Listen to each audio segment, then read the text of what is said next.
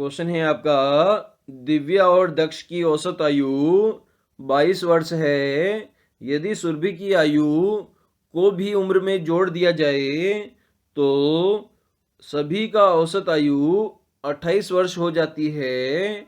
सुरभि की उम्र क्या होगी, ये आपको फाइंड आउट करना है। इसके लिए नीचे 4 ऑप्शन भी आपके पास में गिवन है। तो एज बेस्ड ये क्वेश्चन है, इसमें हमें आयु फाइंड आउट करनी होती है। तो इसे हम सॉल्व करते हैं। तो सबसे पहले आपको कहा गया है दिव्या और दक्ष की जो औसत आयु है वो कितने वर्ष है, 22 वर्ष है। तो यहाँ पर हमें सबसे पहले देखें जो आयु है दिव्या और दक्ष की है, दिव्या प्लस जो दक्ष है उसकी औसत आयु मतलब बटा हुआ 2 कर देंगे। उसका मान कितना दे रखा है, उसका मान आपका 22 दे रखा है। कहा गया है दिव्या और दक्ष दोनों को मिलाकर इसका औसत हम निकालेंगे तो आयु कितनी आएगी, 22 वर्ष आएगी। तो इस प्रकार से दिव्या प्लस जो दक्ष है उनकी आयु कितनी हो जाएगी, 44 वर्ष हो जाएगी वर्तमान में। क्योंकि 2 इधर जाके गुणा होगा तो 22 दूना कितना हो जाएगा, 44 वर्ष हो जाएगा। मतलब वर्तमान में दिव्या और दक्ष की वर्तमान आयु का हम योग करें तो 44 वर्ष होगा और इसका औसत निकालेंगे तो 22 हो जाएगा। आप सभी जानते हैं औसत निकालने के लिए हमें जितने व्यक्ति होते हैं उन व्यक्तियों की संख्या नीचे हम भाग से करते हैं तो उसका औसत निकल जाता है। इसी प्रकार से क्वेश्चन में आगे कहा गया है यदि सुरभि की उम्र को भी जोड़ दिया जाए तो इन सभी का औसत 28 हो जाता है। तो अब जो लड़कियां हैं उनकी संख्या कितनी हो गई, 3 हो गई। दिव्या हो गई, दक्ष हो गई और आपने किसको जोड़ दिया, आपने सुरभि को भी जोड़ दिया। तो 3 लड़कियां हैं, तीनों का औसत निकालेंगे तो 3 का भाग देंगे जिसका मान कितना दिया गया है, औसत आयु 28 है। तो तीनों का मान कितना दिया गया है, 28 दिया गया है। तो इस प्रकार से दिव्या, दक्ष और जो सुरभि है उसकी टोटल आयु कितनी हो जाएगी, 3 इधर जाके मल्टीप्लाई हो जाएगा तो 28 गुणा 3 कितना होता है, 8 या 24, 3 दूनी 6 और 2 8। तो तीनों की जो औसत आयु है उसका योग आपका 84 वर्ष हो जाएगा। अब आपसे क्वेश्चन में पूछा गया है सुरभि की उम्र क्या होगी। तो यहाँ पर ये आपकी इक्वेशन नंबर फर्स्ट हो जाएगी, ये इक्वेशन नंबर 2 हो जाएगी।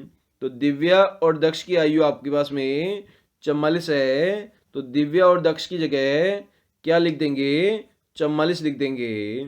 44 आपने लिख दिया और यहाँ पर क्या बच गया आपका, सुरभि बच गई प्लस में, इक्वल टू में कितना है, 84 है। तो आपको आयु किसकी निकालनी है, सुरभि की निकालनी है। तो इधर प्लस में 44 है, इक्वेशन के उधर जाएगा तो 44 माइनस हो जाएगा। कहने का मतलब है 84 माइनस 44 हो जाएगा। तो 4 में से 4 गया, 0 बचा, 8 में से 4 गया, 4 बचा, तो 40 वर्ष हो गई। मतलब सुरभि की आयु कितने वर्ष हो गई, 40 वर्ष हो गई, जो कि आपको ऑप्शन नंबर 4 में गिवन है। तो 4th नंबर हमारा इस क्वेश्चन का आंसर हो जाएगा। क्वेश्चन है आपका, रिक्त स्थान पर कौन सा पद आएगा, ये आपको यहाँ पर फाइंड आउट करना है दी गई लेटर सीरीज में। तो नंबर ऑफ लेटर यहाँ पर काउंट करते हैं तो आपके कितने लेटर मिसिंग है, यहाँ पर 5 लेटर तो आपके मिसिंग है। और लेटर आपको कितने गिवन हैं, 1 2 3 4 5 6 7 8 9 10 11 लेटर आपको यहाँ पर गिवन है। तो टोटल नंबर ऑफ लेटर कितने हो जाएंगे, 11 और 5 आपके 16 लेटर हो जाएंगे। तो 16 लेटर के हमें यहाँ पर 4 लेटर के सेट बनाएंगे तो टोटल कितने सेट बन जाएंगे, आपके 4 सेट बन जाएंगे। उन्हें आपस में कंपेयर करके इसे हम सोल्व करने की कोशिश करेंगे। तो सबसे पहला सेट बन जाएगा खालिस्तान P खालिस्तान क्यू। दूसरा सेट आपका बन जाएगा Khalistan P Q double P में यहाँ पे सिंगल पी आ जाएगा। उसके बाद में पी खालिस्तान क्यू पी बन जाएगा। उसके बाद में क्यू खालिस्तान पी क्यू बन जाएगा। तो ये सेट नंबर फर्स्ट हो जाएगा, ये सेट नंबर 2 हो जाएगा, ये सेट नंबर 3 हो जाएगा और ये सेट नंबर 4 हो जाएगा। तो सबसे पहले हम देखते हैं जो आपका सेट नंबर 2 है। सेट नंबर 2 में पी कितनी बार है?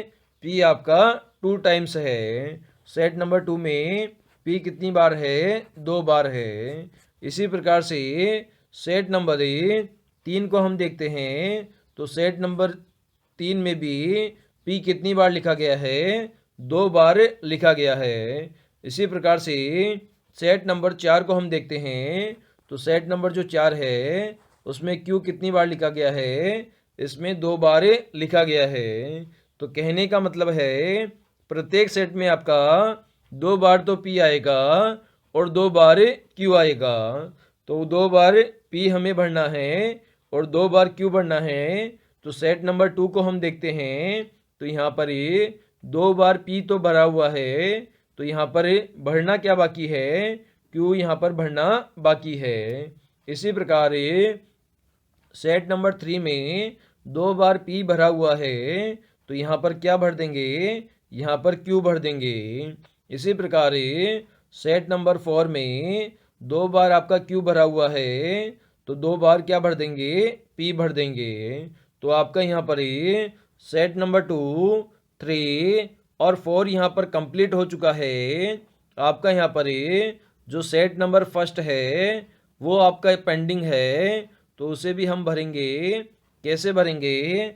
इसमें भी आपका एक पी है और एक क्यू है, तो इसमें भी एक पी और एक क्यू भर देंगे। तो सबसे पहले यहाँ पर हमें क्यू भर देते हैं और उसके बाद में पी भर देते हैं। तो सबसे पहले क्यू भरा, उसके बाद में पी भरा, उसके बाद में वापस से हमने क्यू भरा और उसके आगे हमने क्यू भरा और सबसे लास्ट में भी हमने पी भरा। तो ऑप्शन में हम देखेंगे Q P Q Q P, जो कि आपको ऑप्शन नंबर 4 में गिवन है। तो ऑप्शन नंबर 4 हमारा इस क्वेश्चन का आंसर हो जाएगा। क्वेश्चन है आपका जिसमें आपको बेमेल विकल्प का चयन करना है। इसके लिए आपको 4 option a b c d given है। तो ए ऑप्शन में आपका 72 45 लिखा हुआ है, बी ऑप्शन में आपका 51 24 लिखा हुआ है और सी ऑप्शन में आपका 46 20 लिखा हुआ है। इसी प्रकार से डी ऑप्शन में आपका 32 13 लिखा हुआ है। तो इसमें से आपको चेक करना है कि कौन सा विकल्प बेमेल है। तो इसे हम सोल्व करने की कोशिश करते हैं। तो सबसे पहले आपने देखा होगा जो प्राइम नंबर होते हैं मतलब अभाज्य संख्याएं होती है, जिन संख्याओं में या तो स्वयं का भाग जाता है या एक का भाग जाता है। तो यहाँ पर पहले सेट में प्राइम नंबर है नहीं है। इसी प्रकार से बी ऑप्शन में प्राइम नंबर है नहीं है। इसी प्रकार से सी ऑप्शन में प्राइम नंबर है नहीं है। इसी प्रकार से डी ऑप्शन में प्राइम नंबर है, हाँ यहाँ पर प्राइम नंबर है 13। तो इस सेट में आपको एक भाज्य संख्या मिलेगी और एक आपको अभाज्य संख्या मिलेगी। जबकि option number a b c में आपको तीनों ही भाज्य संख्याओं का सेट मिला था, जबकि इसमें 13 अभाज्य संख्या है और 32 भाज्य संख्या है। तो डी हमारा बेमेल विकल्प हो जाएगा। यहाँ पर आपको नंबर सीरीज गिवन है 121 225 361। उसके बाद में क्वेश्चन मार्क है। इसका मान आपको फाइंड आउट करना है a b c d option में से। तो कैसे सोल्व करेंगे? तो सबसे पहले आप 121 को गौर से देखोगे तो ये क्या है? ये 11 का स्क्वायर होता है। इसी प्रकार से आप 225 को देखोगे तो ये कितने का स्क्वायर होता है, तो ये हमारा 15 का स्क्वायर होता है। इसी प्रकार से जो 361 होता है ये कितने का स्क्वायर होता है, तो ये 19 का स्क्वायर होता है। तो क्वेश्चन मार्क की जगह कौन सी संख्या आएगी, तो इसे फाइंड आउट करने के लिए हमने देखा 11 से हम 15 पे जाएंगे तो +4 हमें जोड़ना पड़ेगा। इसी प्रकार से 15 से हमें 19 पर जाना है तो 4 हमें जोड़ना पड़ेगा। इसी प्रकार से 19 से आगे वाली संख्या पर हमें पहुंचना है तो यहाँ पर भी 4 जोड़ना पड़ेगा। तो 19 में हमें जैसे ही 4 जोड़ेंगे तो हमारी संख्या आ जाएगी 23, और 23 का हम स्क्वायर करेंगे तो 23 को 23 से गुणा करेंगे तो 529 हमारा आंसर आ जाएगा। मतलब भी क्वेश्चन मार्क की जगह कौन सा आंसर आया, 529। एक बार वापस से देख लेते हैं। 11 का स्क्वायर 121 होता है, 15 का स्क्वायर 225 होता है, 19 का स्क्वायर 361 होता है। हम सभी ने इसमें डिफरेंस देखा, 4 का डिफरेंस है। 11 से 15 में 4 का डिफरेंस है, 15 से 19 में 4 का डिफरेंस है। इसी प्रकार से 19 में हम 4 जोड़ेंगे तो 23 हमारी संख्या आ जाएगी। 23 का हम स्क्वायर कर देंगे तो 529 हमारा आंसर आ जाएगा, जो कि क्वेश्चन मार्क की जगह आएगा, और हमारा सी ऑप्शन बिल्कुल करेक्ट हो जाएगा, 529। क्वेश्चन है विषाणु चेचक। तो जीवाणु का आपको बताना है कैसे संबंध होगा, निंद्रा रोग, मलेरिया, टाइफाइड या छोटी माता। तो यहाँ पर आपने देखा विषाणु के कारण चेचक रोग होता है, उसी प्रकार से जीवाणु के कारण कौन सा रोग होगा, तो जीवाणु के कारण आपका मलेरिया रोग हो जाएगा।